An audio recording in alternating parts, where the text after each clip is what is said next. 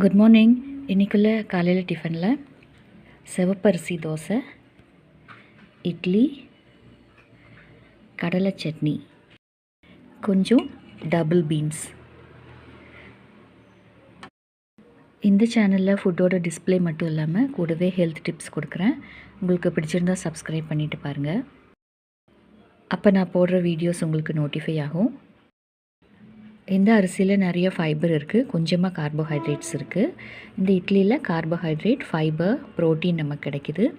தேங்காய் சட்னியில் கொஞ்சம் ஃபேட்டு, கொஞ்சம் நார் சத்து இருக்குது. இது ஜீரண சக்தியை தூண்டும். இந்த டபுள் பீன்ஸில் ஃபைபரும் நிறையா இருக்குது, ப்ரோட்டீனும் நிறையா இருக்குது. இது இம்யூனிட்டியை பூஸ்டப் பண்ணும்.